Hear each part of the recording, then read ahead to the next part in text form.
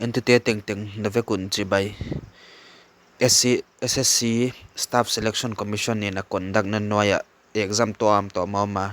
white question tam tak question za lei thei zani lei thei waya question tam tak te mi tam tak ten solve dan an siam lo wa siam lo ke lo a big takin match bang le solve haksa sa hi zia kuna he ya ken leng tam lo anop zok de khang le jak chi jakina heya ken le tamlo ka hon ko ya yeite solve khom ding hi amasa ina he assassin a conduct tuam te yen khom dia assassin CGL GD CPO SI CGL chi chiang ina combined graduate level ania GD constables gen na a hiya CPO chi chiang na SI he sub inspector te CRPF hitale BSF hitale chidan de tigen khom na hi CHSL ha class 10 plus 2 12 pass dia di hi ya he question kha tuam oma subject li hi khatna chu general awareness why to current affairs ya ani na chu English reasoning le quantitative aptitude kan ichi kha maths gen na hi ai subject li kha exam na ya SSC na conduct no na ya om ngei se ka hi chi kha kon gen masak no phi na himale hai subject atunga thum te hi konjil pi khel kher ke dia apoi mo zo chu maths hi ya quantitative aptitude maths kha mi tam tak ten basic idea question how chik le solve dan thailo te i om diun ka ging ta hoi je ke ne hi ka hon solve pi dia haya question khen khat te tom chik a dong thei bangom sa op pi le shortcut nuam dewa thei zia ka tom chika dong thei chi bang leo ma hi maths ichi chiagina sa op pi don thei di chi le tom chika don thei zia kin hai kun hai te solve ding hi haya a shopkeeper suffer a loss of 10% at chia hey a profit or loss khazon khiak ding a hiya azia khaya if he sells an article of for rupees 670 what should be the selling price so that he earns a 10% profit achi jakin article a hiya if he sells an article for rupees 6750 achi jakina article khat kha article kha 6750 in azuak chi na hi mai a 10% loss azuak chianga 6750 kha 10% profit in zuak le bang zain azuak dia chi kha hin ahia question hi yai thei siam apoi mo a ya old selling price chi kha rupees 6750 izang dia azak chu hoya ki gelda na hi wa jaka new selling price on khiagri hi 10% profit ahia wa jakin old selling price to rupees 6750 himaya hi 675 rupees 6750 kha se all selling price in chin wai kha 10% loss azuak chianga rupees 6750 azuak chi na himai hi wai zia ka ya article khat kha 6750 azuak chianga 10% loss wai zia ka new selling price kha bang za in azuak dia 10% profit in zuak tale chi kha hi question kha ai kha thei siam poi mo ma yai thei siam dinga cost price kha zon so ngai a cost price formula chu shortcut dewa izong kha ku le selling price multiplied by selling price multiplied by 100 plus or minus 100 by 100 plus or minus a hi ngai hi kha a new selling price profit hi changa plus a hi minus kha loss a hi changa minus at ding a hi kha a percent a hi yai kha zon so ngai yai cost price zong swak lowa a new selling price ki mulo dia hi hoi jaka bangza a le bangza a kileya chi kha thei phon ngai bangza a kileya 10% loss a zuak cha 6750 ki muwa chi kha zon so angai zia kina ya selling price igela 6750 multiplied by 100 by 100 plus or minus hiya mali heya ama sapien 10% loss in jakin minus 10 ki janga hi 6750 multiplied by 100 by 100 minus 10 chu 90 hi mai hi yai kha 0 le 0 cancel a yai kha 9 1 is 9 hin chin hoya 6750 le 97 are 63 hi 9 5 are 45 750 hi ziakina 100 750 le 10 chu 7500 hi mai hi tuna a cost price e thei ta wa cost price thei le chu 10% profit a hi ziakina 10% profit a hi ziakina heya new selling price ki zong ka thi ta dia hi hoi ziakina new selling price formula new selling price formula am big low selling price formula him chu cost price multiplied by 100 plus or minus profit or loss percent ahia he profit ai changa plus ding minus chu loss by 100 ahia he formula ahi ziakina yai thei chiang diwa jaga to cost price chu 7500 ahia multiplied by 100 tuna 10% profit ai ziakina plus kizang 100 plus 10 by 100 ahia hei chu bangza a chi le 7500 multiplied by 100 plus 10 chu 110 ahia by 10 by 100 heya 0 le 0 cancel thea 75 multiplied by 110 chu bangza chi le 8250 chu y zakina answer chu 8250 himaya hi hichidana zong khiak de hi 10% loss ai azuak chianga 6750 hi himale 10% profit ai chianga 8250 hi to next question kan ilun non dia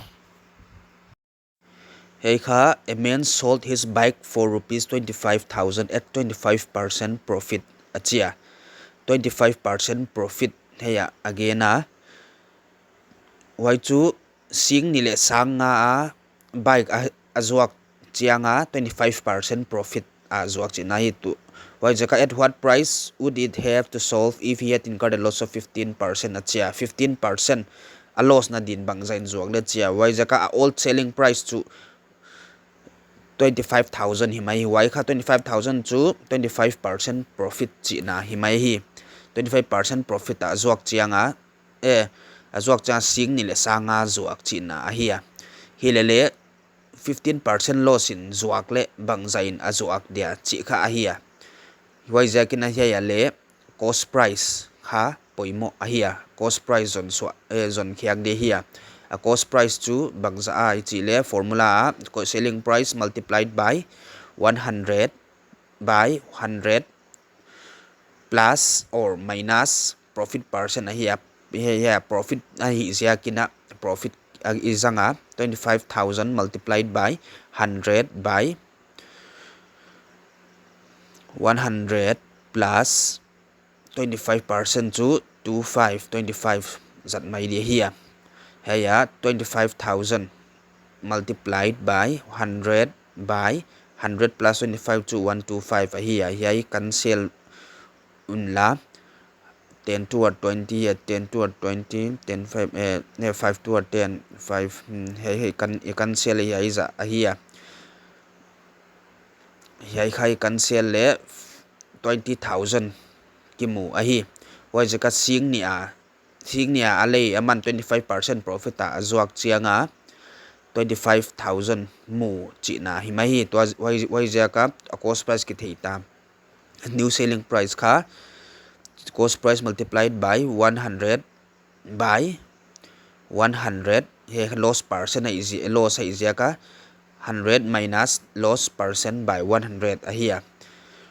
yai kha izong khia ku le cost price i thei tawa 20,000 multiplied by 100 minus loss percent to 15% ahia wai zekina 15 by 100 ahia yai kha 20,000 multiplied by 100 minus 15 to 85 ahia 85 by 100 ekha 0 le 0 cancel the non wai jakena 200 multiplied by 85 aumta yai hi non multiply ule 17,000 mudi na hiu wai ja answer kha 17,000 himaya hi tuna question adang deu chi dinga hi dia akoi formula te chu ki bang deu tang pe hi a himale question he tunga te le ki tunga te to ki bang lo de wai izia ki na hi ai solve non diwa yai question kha an article marked at rupees 560 at is sold at 20% discount achia wai izia ki na selling price chu bangza chi chiangina mark selling price formula chu hi mark price by multiplied by 100 minus d percent by 100 here selling price dang formula chu selling price equal to cost price multiplied by 100 plus or minus profit or loss percent here profit ichangina plus minus ai chu loss percent gen na here selling price ve mark price apan le jong khyak thei cost price apan le jong khyak thei chi na hi wai jakina cost selling price tok to jakina mark price se tigel kha ki equal chi na hi mai hi wai jakina yaida na kon jat kha gele confuse lo ding hi tuna mark price an article mark price kha 560 at 20% discount ahia 560 upon 20% discount chianga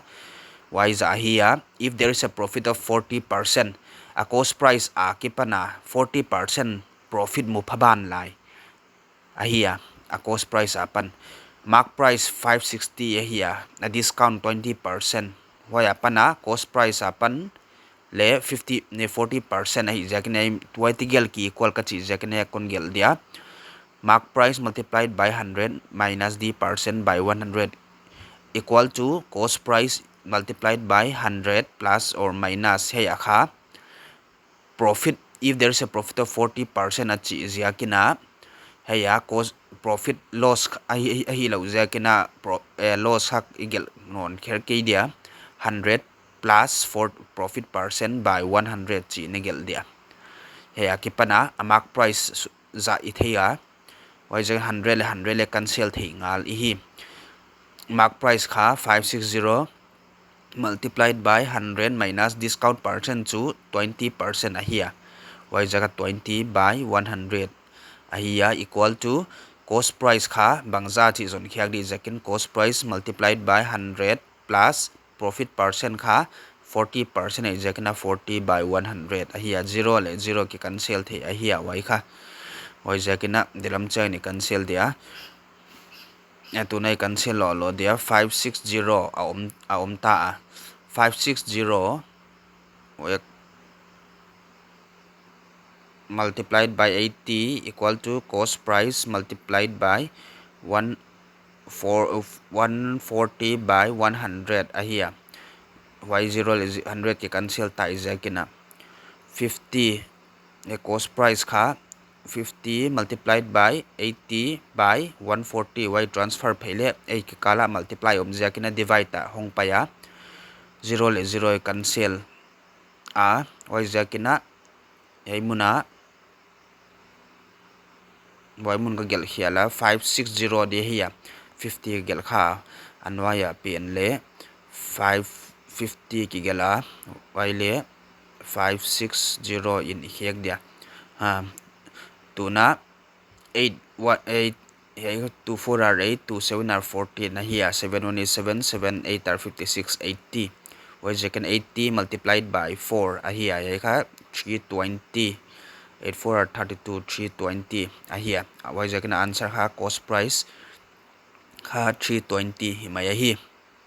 next question an article was bought for rupees 400 and a repairing charge of rupees 50 was paid on it. It is sold at a profit of 20%. Why the article was bought for rupees 400 achia. Repairing charge kha rupees 50 ahia. A cost price to 400 plus 50 himai dia hi azia kha 50 kha repairing charge ahia. A cost price kha 450. A cost price dik taka 400 ni hilele a repairing charge 50 then 450 ahia to it is sold at a profit of 20% after a discount of 10% on its mark price at chi ja kena 10% mark price apa na 10% kha ki discount nunga 20% profit is kena mark price multiplied by 100 minus d percent by 100 equal to a cost price kha cost price multiplied by jana formula is gel tak ja gel kon shortcut nga la hi 100 plus profit percent by 100 ahinon dia yai kha 100 yai kha mark price kha jon khyak de hi awai je kina mp kon chidia 100 minus d percent discount kha 10% by 100 equal to cost price kha 450 ji nigel to a igel ta a wai je kina hele 450 hai je kina 450 multiplied by 100 kha 100 plus profit percent kha 20% profit am uja kena 20 by 100 himaya waija kena heya mark price multiplied by 100 minus 10 kha 90 waija ke 90 by 100 equal to 450 multiplied by 100 plus 20 kha 120 by 100 here 100 ke baja ke nai cancel dia mark price to why 90 taklam pangai transfer le multiply ai ki kala o ma waja divide ta hong pai dia hi 450 multiplied by 120 divided by 90 waja kina 0 le 0 cancel thia 9 5 are 45 waja kina 5 multiplied by 120 to 600 himaya hi waja kina answer to 600 ahi heida na question easy deu te kon po zel dinga no leng on subscribe sa kunla on add sa kunla on share sak zel ding in leng ka hon nge na hi hoi je kin na heitan in question is au phoding ka ki pa ke